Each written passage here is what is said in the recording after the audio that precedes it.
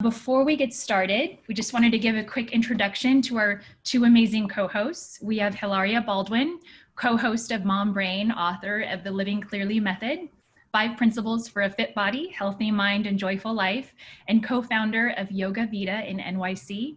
Hilaria lives in New York City with her husband and soon to be 5 children. And Pramod Sharma, CEO and founder of Osmo. Early in his career, he joined Google as an engineer, but left in 2013 to explore the concept of tangible play with new technology that inspires kids, especially observing after his preschool daughter was really loving the iPad so much. This led to the invention of Osmo, a healthy screen time alternative that is loved by parents, teachers, and kids around the world. Pramod currently lives in the Bay Area with his wife and 2 kids, ages 11 and 6.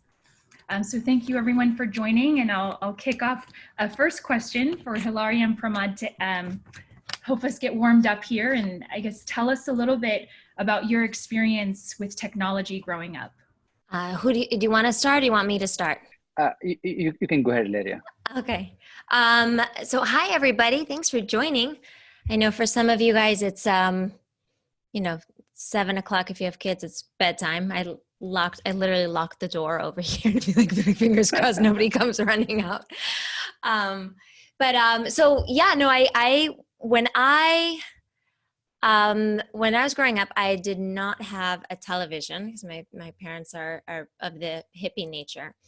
And that meant that I grew up with not a lot of technology skills, which I definitely suffered because of this. As I went to college and I know how to type and write papers, but for those of, my friends, they know that like I barely email.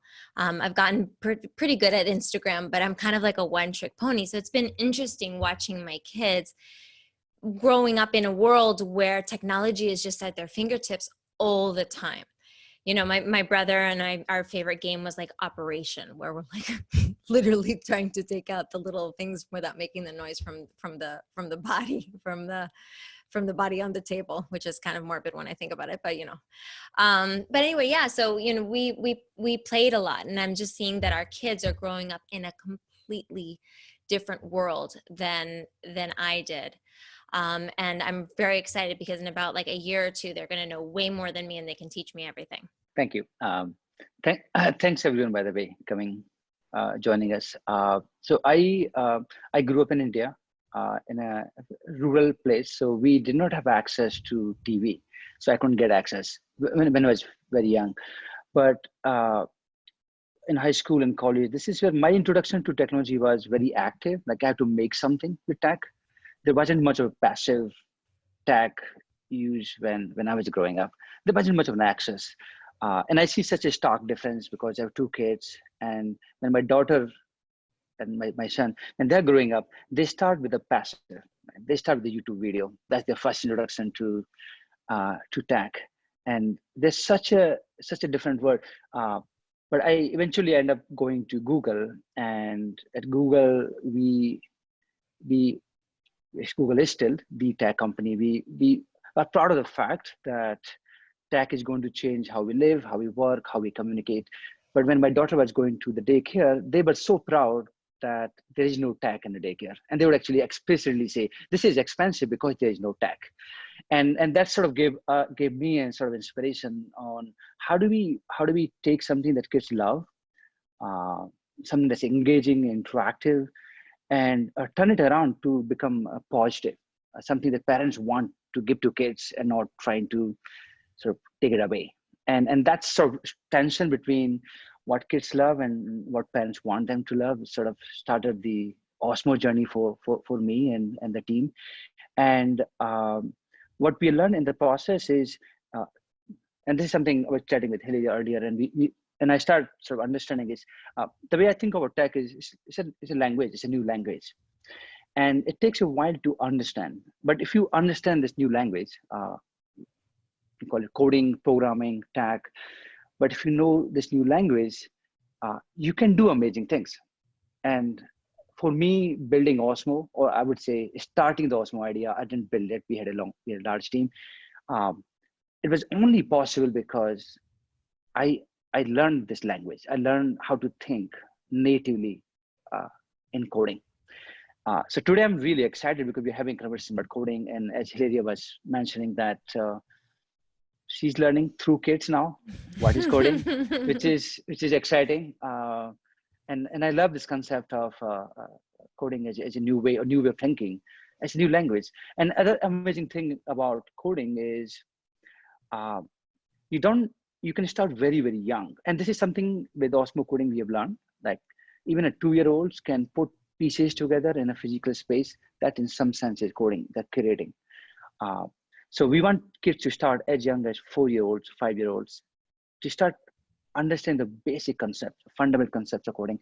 And that's what I'm really excited about is if I started coding when I was in high school, and these kids can start when they are kindergarten or preschool, I think they will create so much more magical things that I could ever imagine. Definitely. And I'm seeing that, I'm seeing that with my children. So I was recommended to get Osmo by a friend of mine. This is before COVID. This is like early in the year, just before COVID, just when we were thinking that this couldn't possibly be our reality right now.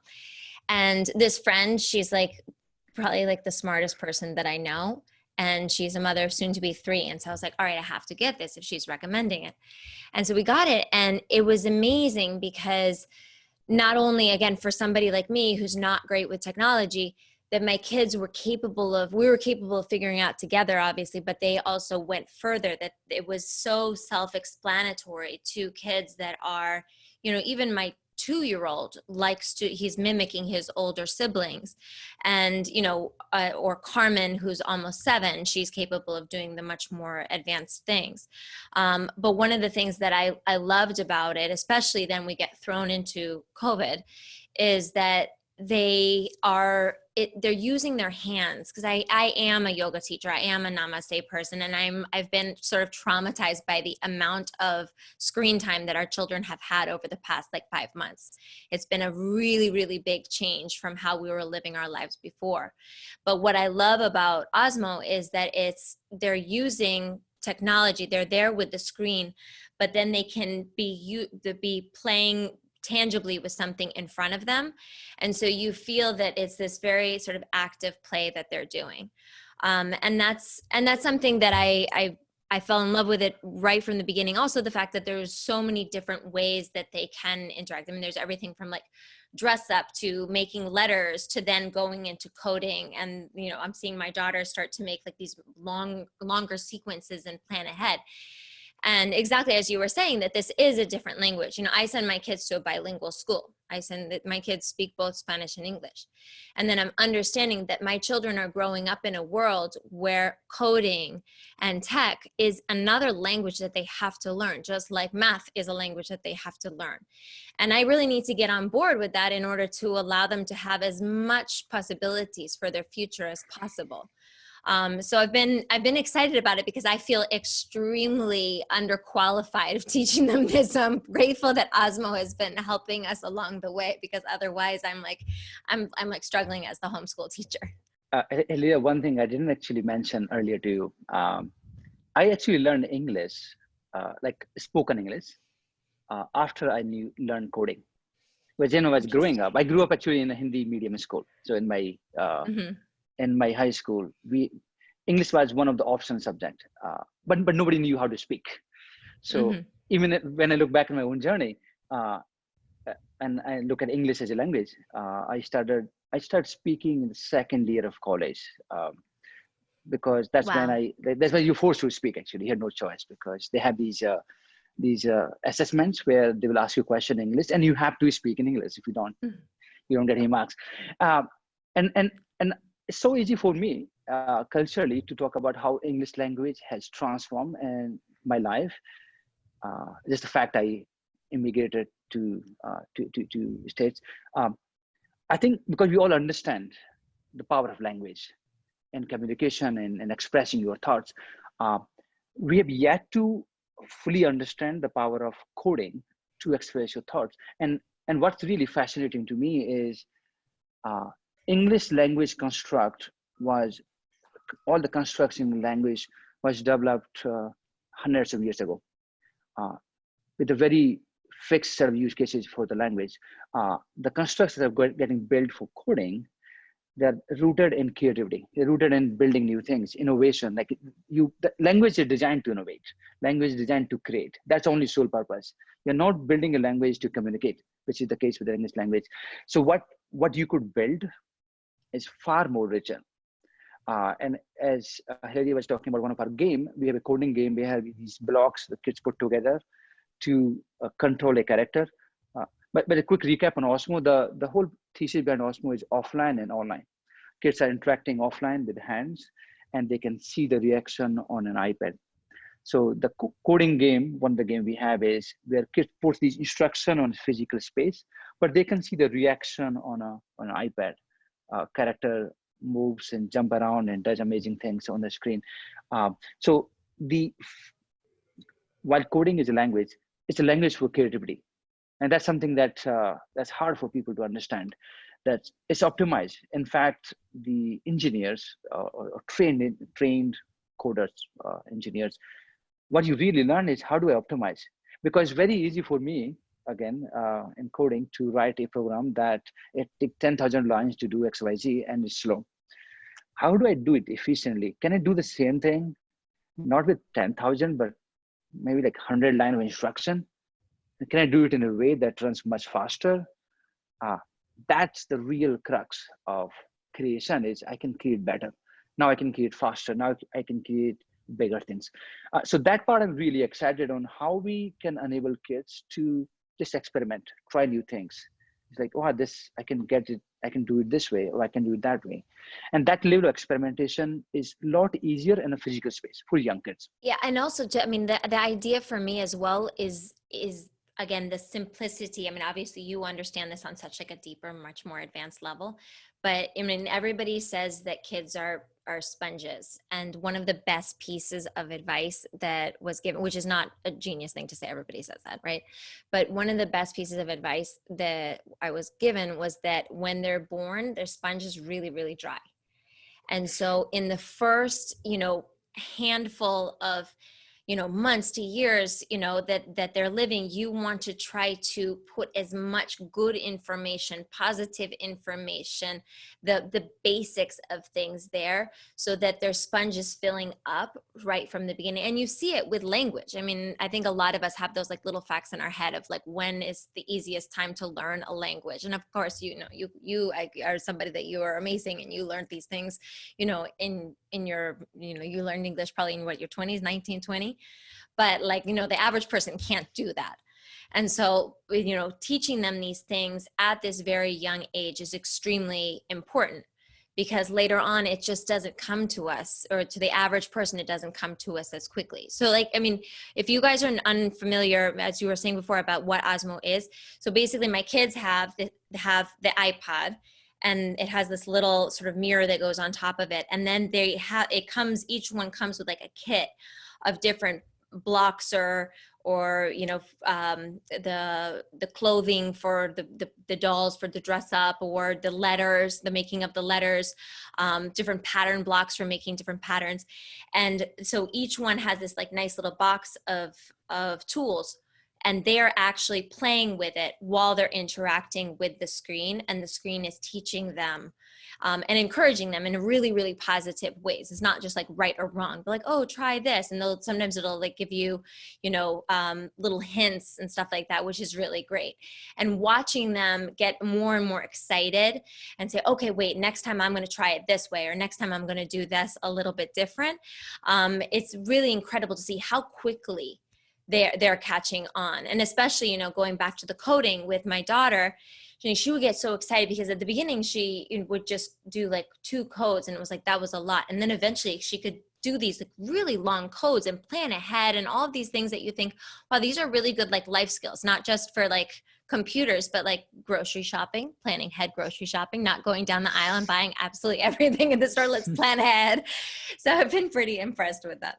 I think one of the things that we were very concerned when we were building Osmo in 2013 and 14 is, do kids naturally love watching YouTube videos, or are they open to other things? If you're given a choice, like if you give a choice, a passive experience or an active experience, do kids just love passive and not active? And this was a huge concern actually for us as well when we're building Osmo, is what if they just kids love passive? Then it's going to be uphill battle, because now you have to convince kids, you have to convince parents to force kids. What we have learned is kids are curious and they love to explore. They love to try new ways of doing things, as long as you give them the right feedback at the right time. So all the games we are designing, we always go back to this fundamental principle: is are we amplifying the curiosity that already exists in kids? Are we encouraging the exploration, the instant sort of feedback that iPad gave, so that this should be better than watching a video, any like the passive experience. And all our testing, we are convinced now the kids actually love to have interactive experiences. Now, if you have no interactive experience and just a screen, then definitely they gravitate towards screen. So we did a lot of testing, side testing.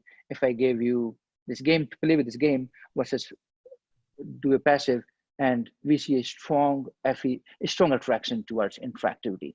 And we want everything to be interactive, because that's the best way to learn as well. Okay, you're learning by doing, you're exploring. So all the products we are designing today, that's always your theme. And to get interactivity, the offline and online become very, very powerful, because you can see a response on online and you can interact offline. It's just much richer medium.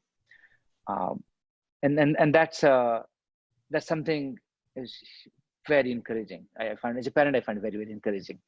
The kids naturally want to learn. You just have to get them in a direction that they naturally feel the joy. So if you can get them that love of learning through the tools we are building, then they go very far. You don't have to ask them.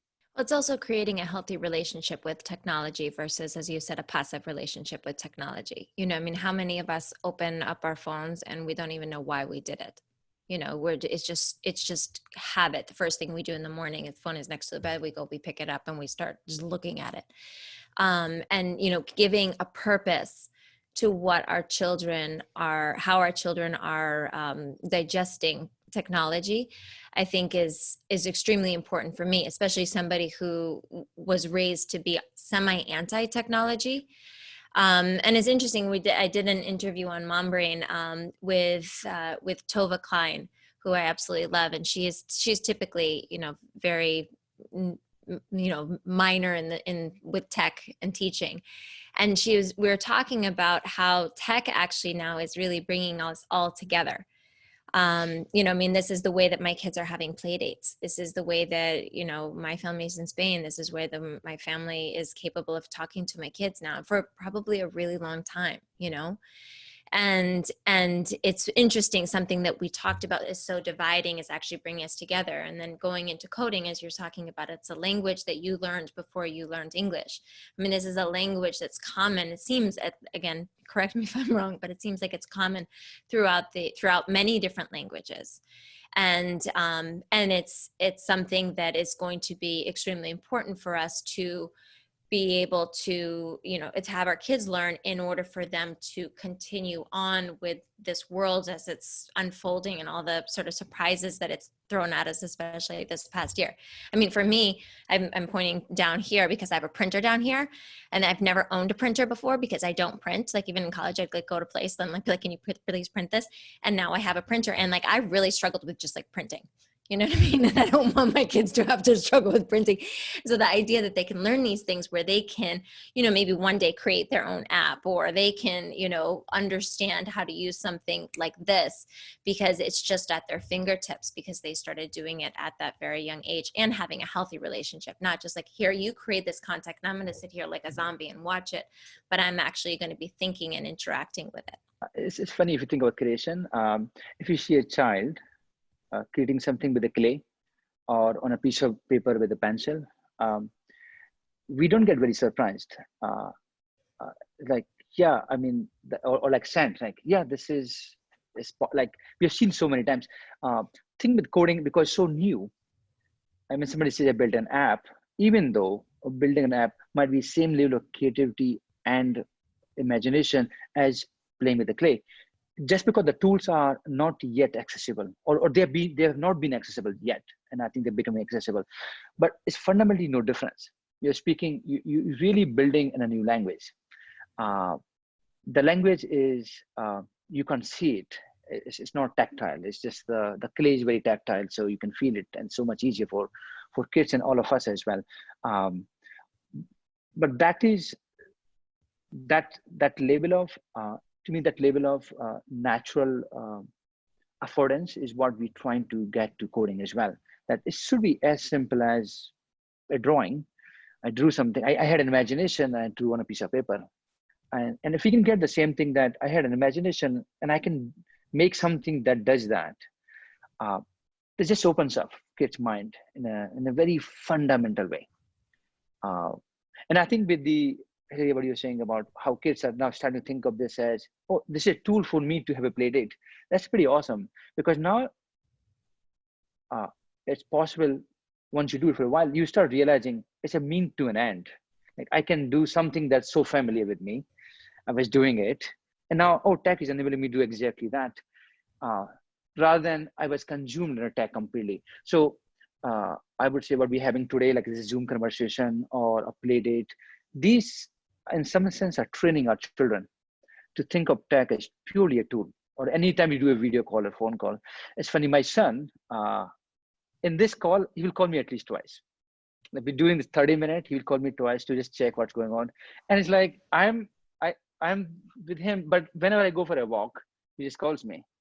And I I just love it, because for him it's not the call, it's just that he just want to get connected. He's excited about this power. It's like, I can reach this person at any point I like. Well, that's very powerful. And I think that is a possibility I see with some of the new tools we are building and other people building in the space. Yeah, no, definitely. And it's been interesting to watch. I don't know if any of you guys are parents, but to watch how my children have started to have their play dates on. Like, literally, they'll have like their toys on one side and their friends will have the toys on the other side. And they're playing with their toys and interacting through the iPad usually, but sometimes the computer. But, and it's just amazing that it's the same idea of what you've brought through, creating Osmo. Is like, I'm playing with something and I'm interacting here, and I'm capable of still having this very tangible experience, but connecting. And it's again, I was somebody that before this year, I thought of technology other than, calling, my family overseas. I always thought of it as disconnect, be present with the people who are in front of your face. But now it's interesting. I mean, look at, we're all probably, maybe some of you guys are in offices, but we're all, in our homes. You're in my home, I'm in your home.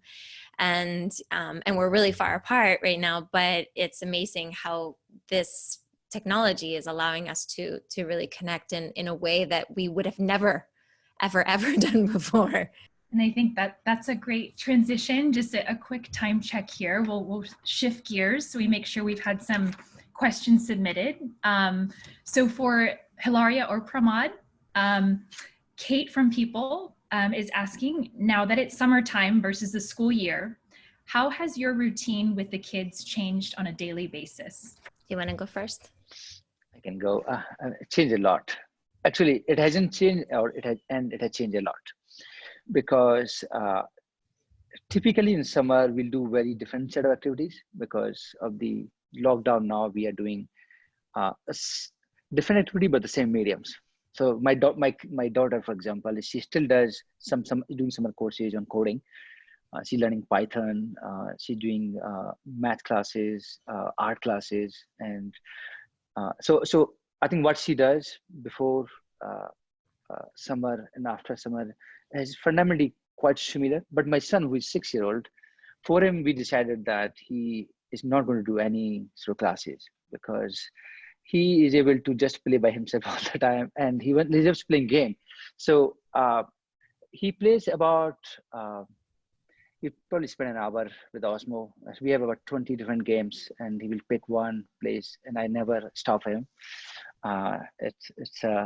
and he loves that treat. And then we play a lot of games together. So I'm spending a lot more, like we as a family are able to play a lot of games together because we are indoor.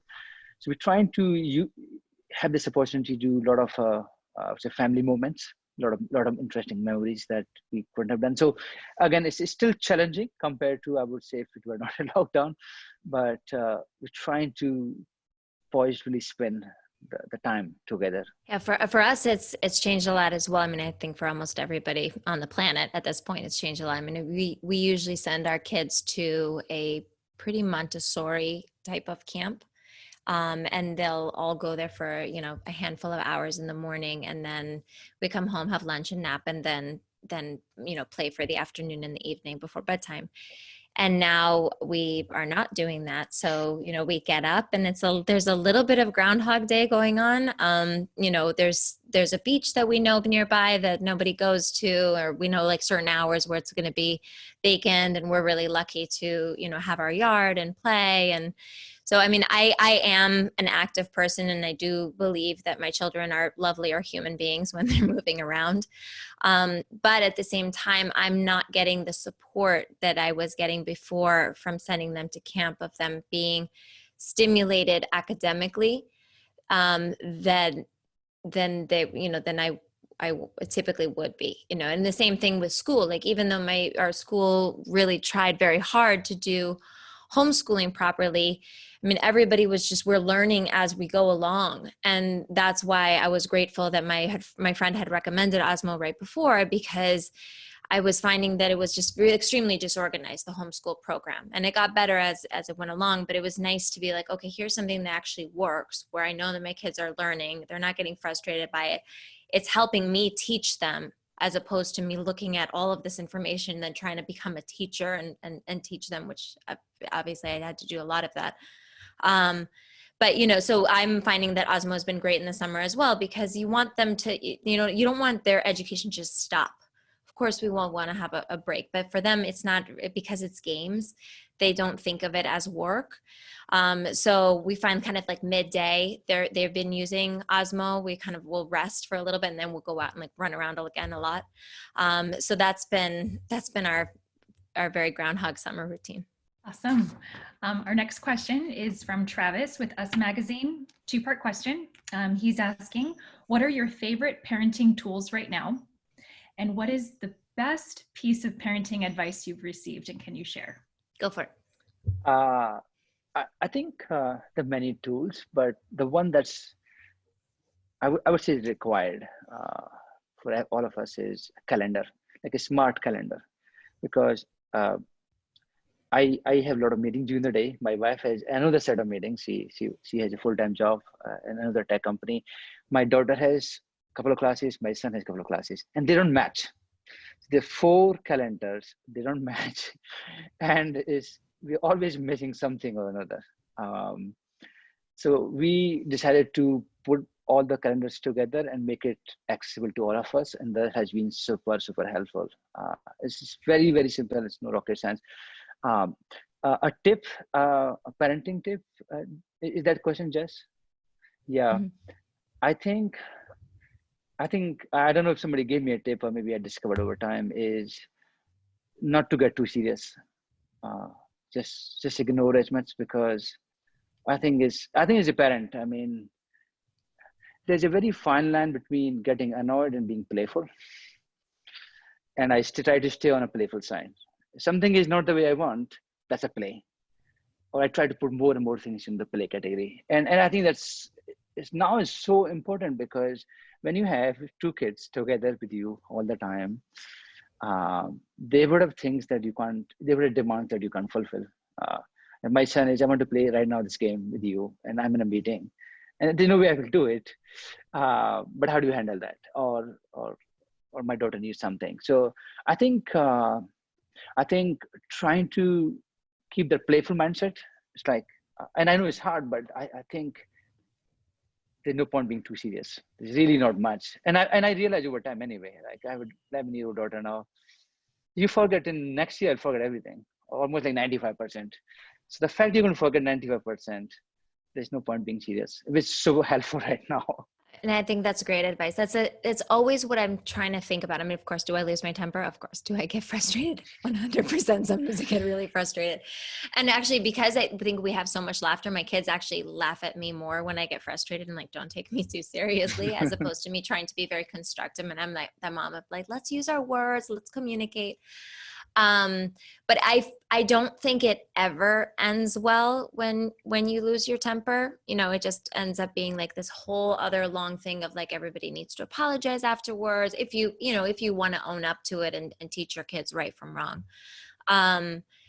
But yeah, no, so I'm always thinking, what's my kid doing? Why are they doing it right now? You know, is there something really easy? I mean, my kids are really little, so like, are they hungry? Are they tired? They're just upset about something. You know, today we went to the beach and Romeo, my 2-year-old, was trying to hit my other children with this like gigantic stick that was probably as tall as I am. And so I took it and I walked over to the dunes and I threw it there into the dunes so he could not get it.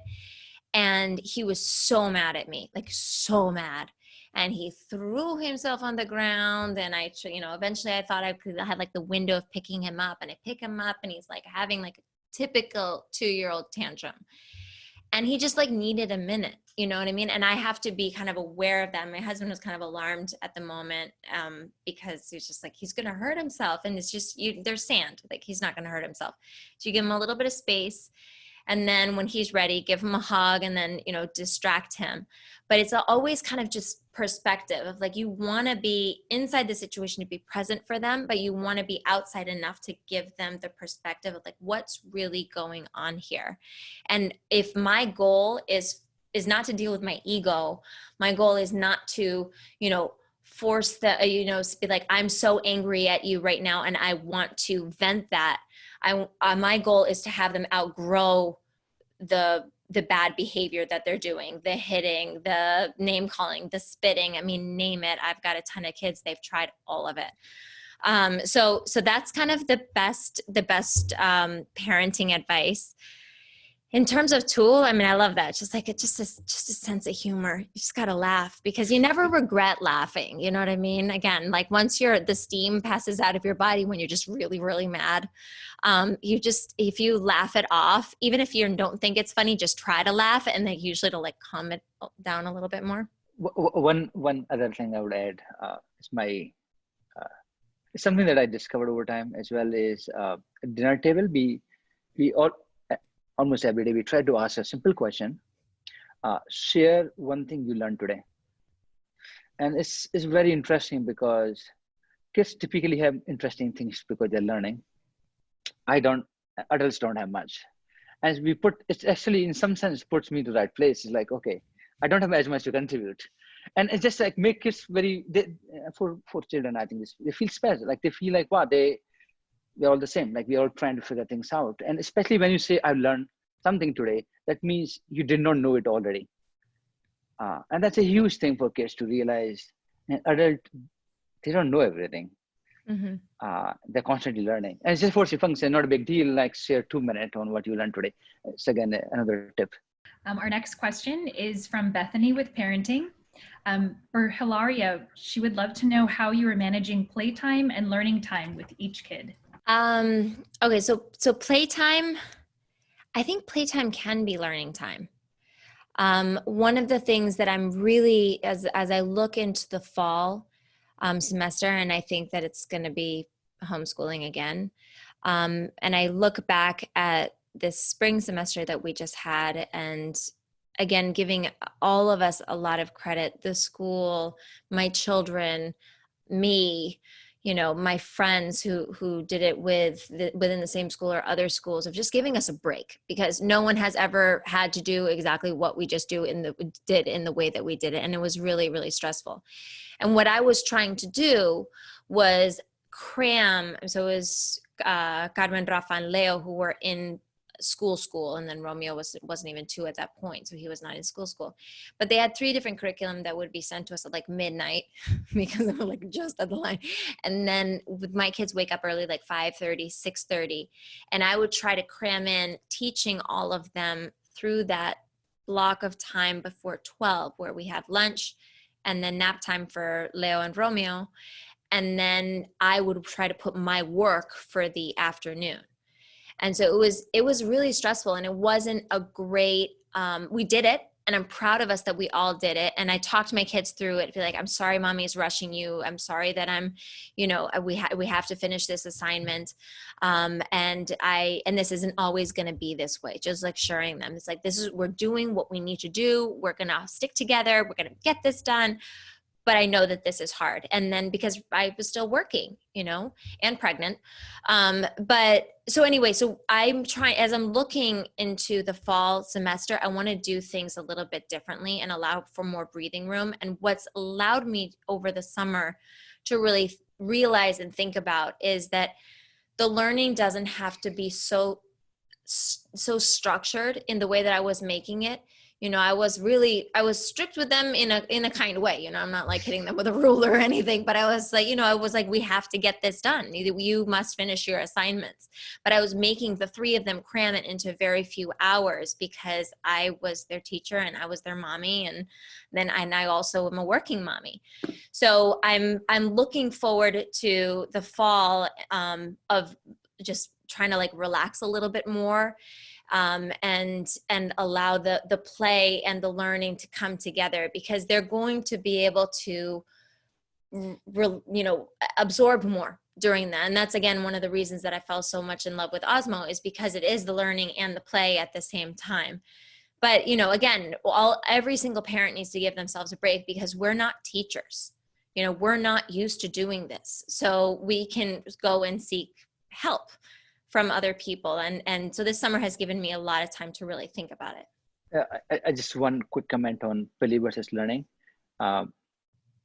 There's some code I can't recall right now, but play is the highest form of learning. Like if you can take a subject, any subject, and turn into play, the level of depth you get into, and I've experienced my own life. Like when I started Osmo, so Osmo journey was very interesting in the early days. It is still very, like, it's not an idea that people typically think of. It's out there.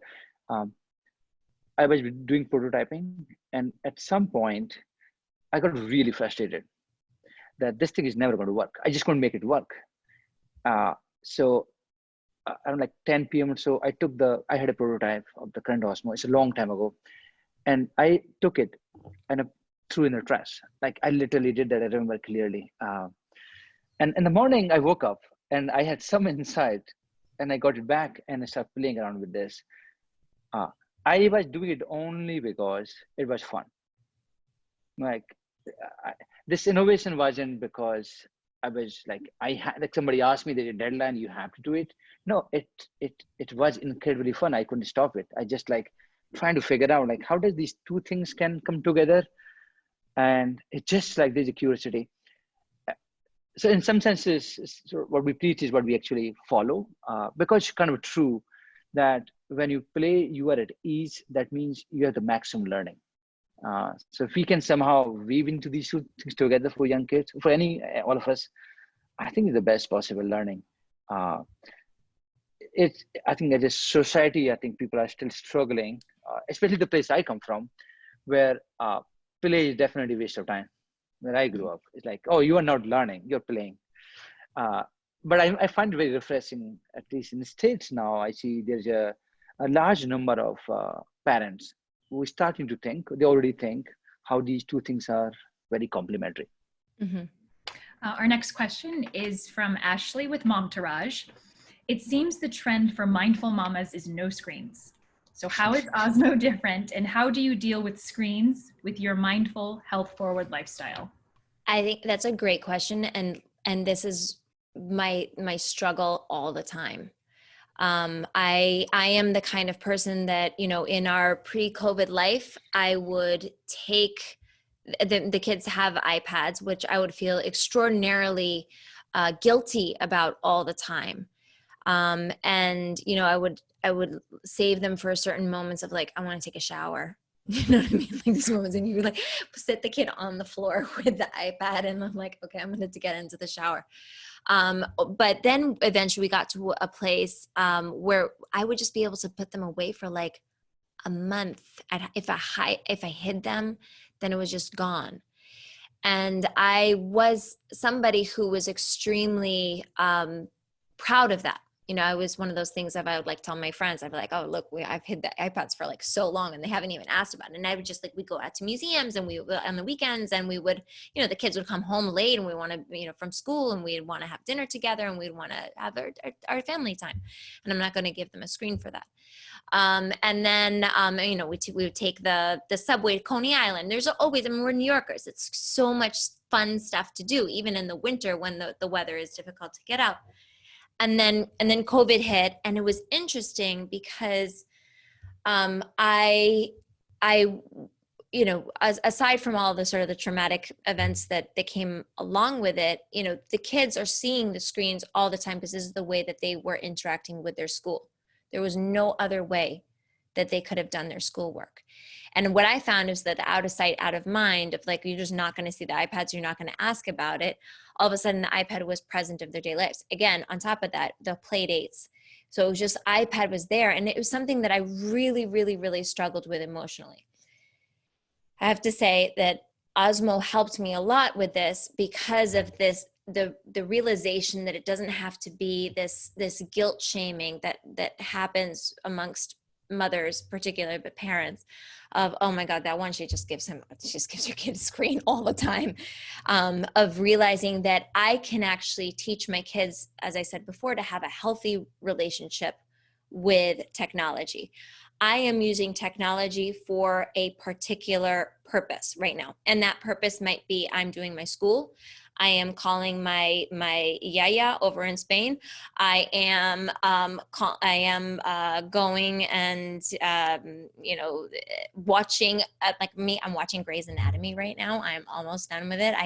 Me who never watches anything every single night. I've been watching Grey's Anatomy, you know, and all this stuff. That's okay too, but then to teach them that you can be active, like an active play versus, you know, the rabbit hole of YouTube that I've banned, you know, I mean, I've banned, they're just like not allowed to do that, but teaching them how to use technology, I think is extremely important. And then not just realizing that this is kind of an inevitable thing, but it's actually a gift, you know, going before, like, I want them to learn how to speak this language, particularly coding language, in a way that I never did, you know, and nor could I, you know, even if I had super tech parents, like I couldn't do it because it didn't exist back then. And now it's something that is very present for them. So I think teaching them mindful technology rather than just being like no technology, which is what I used to do at the beginning. My husband pointed out also, he's like, Larry, like you can't be so anti like movies and everything. Like he's like, you do realize like I work in movies. Like there's like something is, I'm the father too. I'm in this. And, you know, I like watching movies because I was like, no screens, they will watch nothing. So I've learned to move with the times a little bit and I'm feeling less and less guilty about it. Whereas like before I'm like, oh my God, I could never post like a picture of an iPad on Instagram because I'm gonna get mom shamed from it. Like I'm over that now. That's great.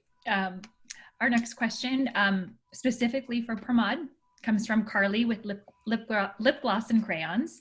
I'd love to ask for some ideas, thoughts about extending the learning from the new coding starter kit. Ways to take the learning offline and beyond the program. I think there are multiple ways to look at it. The very first thing is, so there are two types of parents. The parents who want to give Osmo coding to the kids learn on their own. They start the coding hobby. Then over time, they go to coding jam and duo. And that sort of kids is sort of learning on their own. I think that another even more impactful would be if parents get interested into coding and trying to turn this into a conversation. Because coding is essentially about telling computers what to do. It's a language of computers. It's telling computer what to do in a very logical way. So if parents can engage with the child, just co-play early on and trying to see what is sequencing, what's your loop, what is a conditional, what is a subroutine. These are building blocks. Like in language, for example, you have a sentence, you have phrases, and you have punctuation marks and grammar rules. You have a similar structure for coding. So parents can start understanding with the child, I think there's a lot of things you can do even beyond it. For example, you can have a conversation in about a tool they're using, like how will you build it yourself? Maybe you build a game, maybe in the physical space, and try to use the same concept. How would you do that? If you're going from point A to point B, and it's like, okay, how will you go about it? If you have to code it, how will you do it? So I think more you use, just like any language, you use language in conversations, better or more familiar you get. And similarly, I would say in this case, parents can take a deeper interest into understanding coding. I think it's actually fun, as Hilaria was saying as well, that she's learning, planning ahead as a concept, which is big in coding. Because if you don't have a plan, like how do you code? Like you need to know where you're going in terms of you have a vision. So that I would say some of the ways that parents can sort of take it into the offline and even more. Great. There's one more thing I would say. The way typically, and again, I'm a coder. I build stuff. Is you always start with a vision or dream. Like here's where I want to go. Then you start with a strategy. Here's a vision. Now here's my strategy. It's like I can divide this problem into 3 different parts, and I'm going to tackle it. And then comes the execution. So vision, strategy, execution. It's very universal. I'm sure like anything you create is you have to have a vision or imagination, vision, then a strategy, and then execution. What's really powerful is if parents can use these products as a way to train them. Because I think learning to code is great, but what's even greater is to dream.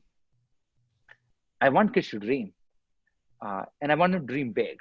And if somehow kids get encouraged to dream, like when I see with my own kids as well, my daughter is fascinated. She's like, I want to invent a machine that can read minds. And she's like, and it's like, do you know? And my son is like, how much effort is it going to take for me to build a COVID vaccine? And he's thinking about it. Okay, it's like I don't say anything, but like I think I know we're talking about coding, but I think coding is like doing things, but then dreaming is another big one, imagination, and I think parents can do so much more to encourage that dreaming. Amazing, thank you, Pramod. And our last question before we wrap up is from Mei Ling with Family Entourage. So for both Hilaria and Pramod, juggling kiddos, work schedules, family life, it can be very challenging. So how has Osmo been beneficial to your family? And what are some practical tips for parents that you have found most useful? I can go. I think, so there are 2 use cases I have. So my son, who is 6, is going to go in the 1st grade now. He just plays Osmo games.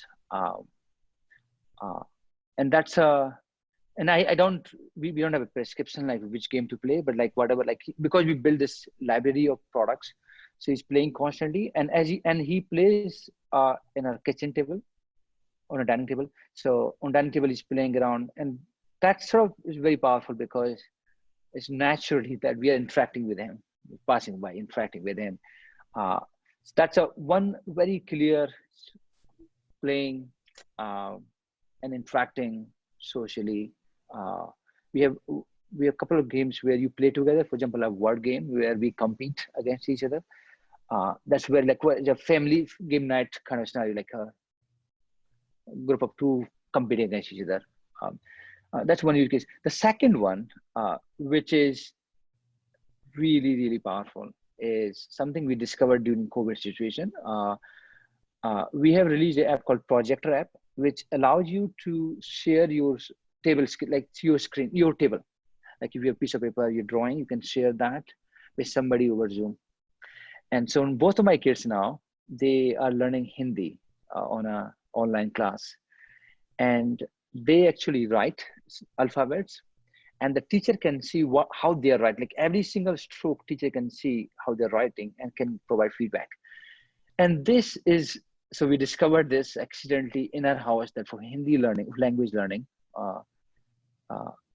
writing and even reading, you have to put a finger like where you're reading. And if a tutor can see where you are, it's extremely powerful. So twice a week, both my kids, they'll spend hour our class. So they're like 4 hours of Osmo projector time in our family every single week, and that's huge. So these are the two ways I would say are like my family is using Osmo, but of course I'm not a typical user by any no mean. And the second part of the question, Jason, can you remind is like what tips you have? Sure. It's so how it's your work schedules, how life can be challenging right now. How has Osmo been beneficial, and practical tips for parents? I think some of the tips I gave earlier. I, I I think if we as a parent, and I think everyone is different, but what I found for myself is I try to have very flexible schedule. So rather than saying, here's this big block of time, which I used to think earlier, here's a 4 hours, please nobody disturbs me. I'm going to do XYZ. I sort of broke it completely that it's actually very powerful if you do work, let's say for 30 minutes, an hour, and you take 15-minute break. And if you can figure out a way where spending time with your son or daughter is actually a break, that is so win-win. And I know it requires a bit of an effort finding, for example, I know the product I play a game, I play chess with my son. With actually, as a family, we play chess a lot, like really lot into right now. They're all competing. But a chess game typically it can last for like 30 minutes. So I try to find these moments where like, okay, I'm free, I'm going to play a game. So that's probably the, like, if you can find these moments where you engage, then I just find it very fulfilling. And from a children's perspective, from child's perspective, that's actually very, very powerful as well. Like now you can take another 1 hour break, no problem at all. But if you take like a 6 hours break without seeing your kids and they are at home, I just find it emotionally very hard to handle. Even for kids, it's very hard to handle. Like what I'm doing alone, like what do they do? So maybe like splitting schedule, like just going against what you used to do. Like there's work and then there's a life. No, there is nothing, it's no separate. Maybe there is no need to do it given you are working from home. For me, I'm especially having so many kids. I oftentimes, I am a very structured person, because if there is not structure and organization, which like right now, I mean, I'm like gonna give birth like soon. I'm nesting like crazy. And so like everything's like really organized all the time. So I'm like, we must organize this. And everybody laughs at me in my home. Thank God they laugh at me and they're not like getting traumatized by it. But with that, it can be, either organizing stuff or it can be organizing activities, and allowing for free play, I think is extremely important. One thing I've learned so much over COVID was, I was freaking out at the beginning of like, oh my God, how am I going to entertain my kids at home for this amount of time? And what I learned very quickly was kids are great at entertaining themselves and you and each other. And so I could almost take a back seat a little bit, and they could, be the guide. And of course you go in, it's like, okay, it's time to lunch. It's time for dinner. It's time for going to bed. It's time to do this. It's time to do that. But allowing them to be my guide. Now bringing that to Osmo, one of the things that for me as an organized person, I really like is that it comes with these little kits. And they have a little top on them. You can organize them well. So it's like, all right, now we're going to go play coding, or now we're going to work on spelling, and now we're going to do dress up, and we can take them out and we can play with them, talk, exactly what you were just saying about how it's interactive. Like it's not, I'm not familiar with video games, but like it seems like video games, somebody has a control and it's just that person, and then maybe there's two controls, but whoever's holding it is interacting with the game, and then there could be other people who are completely ostracized from the game behind them. Whereas I'm seeing that my kids are capable of like reaching in and helping interact with it, so there's a lot of play, so it feels very inclusive. But for me, so many toys that I've been given or even bought, there's, you have all the best of intentions of using it, and then it ends up being that corner over there, or you just end up giving it away because you don't, the idea of it is really good, but you don't actually end up using it. And I think the fact that Osmo is not only fun for them, hands-on, so they're not zombies in front of the computer, and that I feel that there's a ton of educational value in it. It's something that's part of our regular lives. I built we had this room that was just filled with stuff, and over this past handful of months, I've cleaned it out and I turned it into kind of an art and study room for them. And I've organized, if you have seen any of my Instagram posts or the videos that I shot at home for Osmo, you'll see that there's like Osmo boxes everywhere. And they're really easy to just kind of put away and then bring out once you want to do that particular activity. And so it's amazing because the kids can, either be coloring or they can take out an Osmo game and be doing the Osmo game. So I found, I think a lot of your question is just like, how exactly would you use this? So just like, okay, this is a great product. Now, how can I bring it into my home and actually make it useful? Is the kids, it's so self-explanatory to the kids that it's not a stressful thing to learn. Whereas like my kids are obsessed with Star Wars right now. And my son Raphael, he's like, Mommy, I want to get a Star Wars game app. And I'm like, I don't even know where to begin with that, because that's just beyond my education. Plus I feel like we're not there yet. You just turned 5. We are not there yet. We're not going to go and like shoot people. But let's go to code. Did I answer the entire question? You did. Yes. That sometimes was sometimes I ramble, and I apologize. Oh, that was perfect. Pramod, that was our last question. So we'll just want to thank everyone and open it for any, to Hilaria and Pramod for any closing words or thoughts. Oh, thank you guys so much. This is, it's so funny how much our lives have changed. Funny, interesting.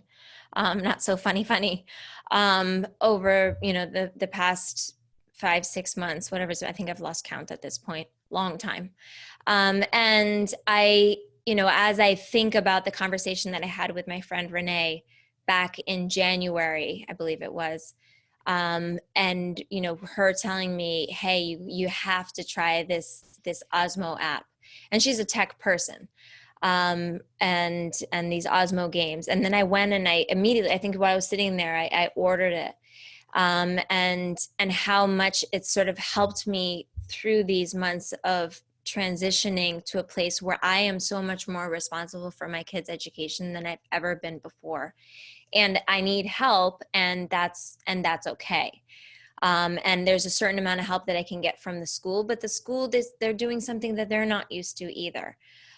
So, going out and doing my research, and getting educated on the different, tools that are out there from people who are creating really cool things like Osmo is been incredible. And I'm very grateful that I was given the introduction to Osmo, because it's something that's part of my kids' daily lives. Yeah. Thanks everyone. I